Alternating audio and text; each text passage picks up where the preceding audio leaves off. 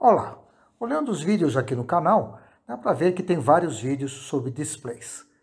Então eu resolvi fazer esse vídeo onde eu comento um pouco sobre os diversos displays aí que eu andei examinando e quando que é mais apropriado usar cada um.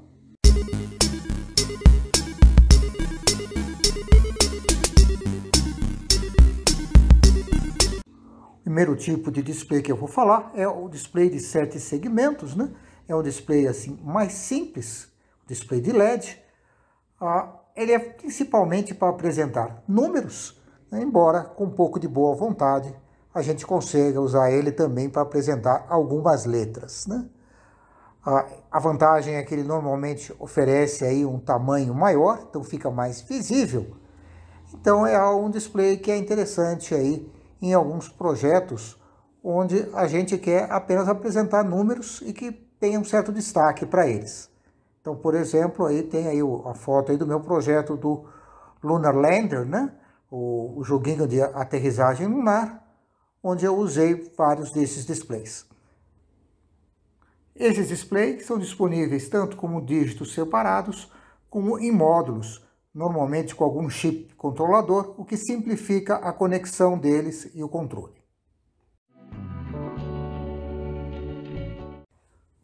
O passo seguinte que nós vamos falar são os displays LCD alfanuméricos.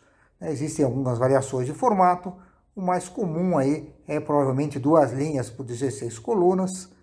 Vocês vão achar aí variações aí até 4 linhas por 20 colunas, com certa facilidade. Esse display é um display interessante quando você quer apresentar ali uma pequena quantidade de texto. O texto é legível, não diria que chega a ser bonita a apresentação, mas o texto é bastante legível. No ponto de interface, a versão aí completa dele você usaria um monte de pinos de I/O, né? Tem 8 bits de dados e mais sinais de controle. Você pode operar ele só com 4 bits de dados, mas o que eu tenho usado mais recentemente tem sido alguns modelos que tem uma placa adicional atrás para poder fazer a ligação via I2C. Aí a conexão fica só com a alimentação e mais 2 sinais, o clock e o dado. Então fica bastante simples aí de ligar no microcontrolador. Um exemplo de projeto meu com esse display foi lá naquele gerador de sinais, onde o que eu queria era mostrar a frequência e a amplitude do sinal de saída, né? Então o display alfanumérico ficou muito bom para isso. O passo seguinte, né, indo para o aumento de complexidade, são os displays gráficos. Display gráfico significa que você vai ter controle aí sobre cada um dos pontos. Isso, normalmente você tem uma memória dentro do display, dentro do controlador do display, e o seu microcontrolador vai escrever nessa memória. A maioria desses controladores tem a capacidade de você ler essa memória, porém, muitas vezes os módulos que a gente encontra aí não dão suporte para essa facilidade. Então, acaba sendo uma espécie de memória de apenas escrita. Se você quiser lembrar o que você já colocou na tela, você tem que ter aí uma memória no seu microcontrolador guardando uma cópia da imagem, né? Dependendo do seu microcontrolador e da resolução do display, isso começa a criar problema, né? Por exemplo, quando a gente fala aí, né, no Arduino Uno, né, tradicional lá, usando o ATmega, a capacidade de RAM é pequena, é 2K. De repente você tem ali uma resolução aí, por exemplo, 200 por 200 pontos, isso aí já vai precisar de uma memória acima daquilo que você consegue ter no microcontrolador. Do ponto de vista de comandos, né, normalmente esses displays são bastante simples, você tem basicamente a escrever na memória dele. No caso de um display monocromático, normalmente cada byte na memória controla aí 8 pontos, né? Então, de repente, você não consegue aí alterar um ponto sem se arriscar a mexer no outro. Então, te complica ainda mais essa questão aí de você lembrar o que estava desenhado antes para não estragar, né? Tendo memória disponível, o que a gente vê, né, que a maioria das bibliotecas gráficas que a gente vê por aí fazem, é manter uma cópia da memória do display no microcontrolador.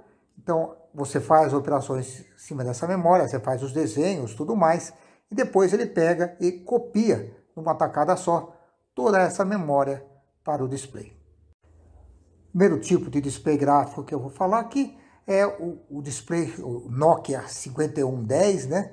É um display um pouco mais antigo, mas que a gente não encontra por aí. É um display LCD, é um display que eu acho que o contraste dele é um pouco complicado de ajustar. Ele é meio chatinho nisso, é muito fácil você não ter um contraste bom. Não tem resolução imensa, mas tem uma resolução boa. Era um display barato e era um display que eu acho que era bastante popular. Eu usei ele, por exemplo, no meu projeto, no meu Atetine Detonator. O display seguinte que eu vou falar é o display OLED, né? Então a gente tem esses displayzinhos, ao parecer, são displays bastante baratos, ainda são relativamente baratos. Eles são monocromáticos também, e eles têm, acho que o resultado final da imagem é bom, tá? Não é maravilhoso, mas é um display bom. Ele tem, normalmente, o mais comum de você achar ele é no tom azulado, eventualmente você acha em um branco. Tem alguns displays aí que tem as linhas iniciais em amarelo e depois o resto em azul. Então dá para fazer algumas coisas interessantes com ele. Foi o que eu usei, por exemplo, no meu ATmega Detonator para fazer ali a interface lá com o operador. O resultado ficou interessante.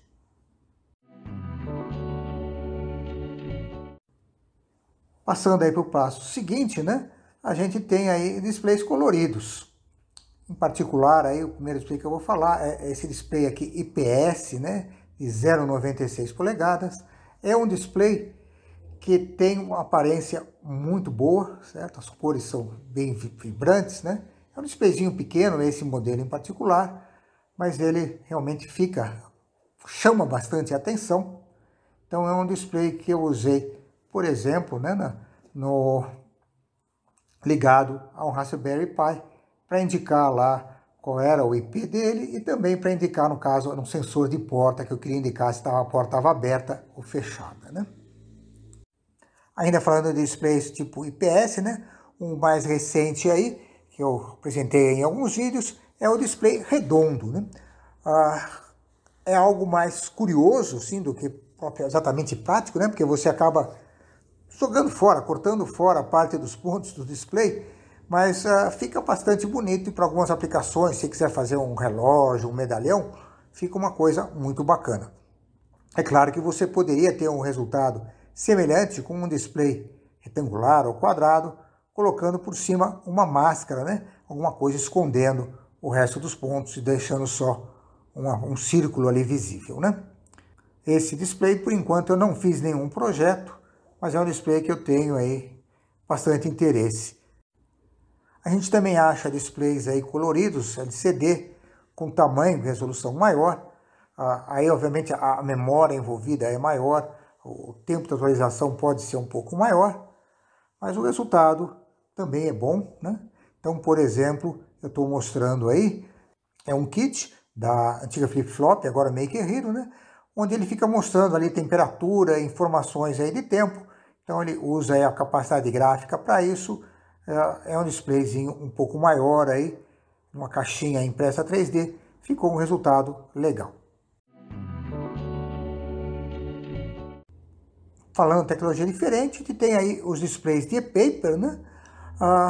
Então é algo bem diferente do que a gente viu aí até agora. São displays que o resultado, de uma vez apresentado um texto ou imagem, realmente o resultado é muito bonito. Porém, é um display que tem uma série de limitações. A maior delas é a velocidade de atualização, né? O fabricante recomenda você não atualizar com muita frequência. A atualização em si já é demorada. Fora isso, eles mandam dar um tempo entre a atualização e outra. E também mandam você atualizar com uma certa periodicidade, não deixar a imagem parada por tempo demais, para não estragar o display. Então é um display bastante assim chatinho, né? A parte de escrita nele também é toda um pouco complicada, existem diversos tipos de controladores, você precisa achar o driver correto do seu display.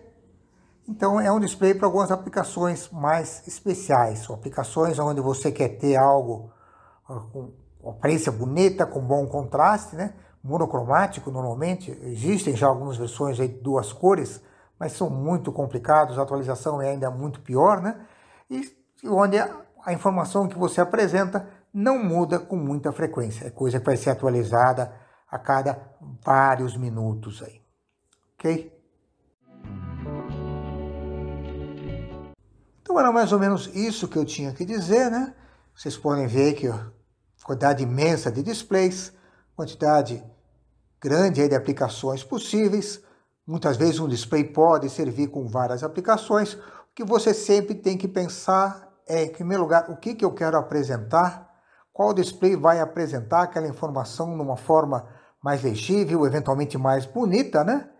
E por outro lado, depois garantir que você consegue interfacear esse display no seu microcontrolador, onde o problema normalmente não é exatamente a conexão em si.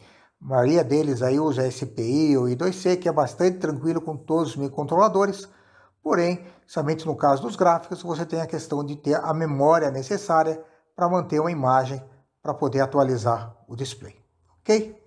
Então por hoje é isso.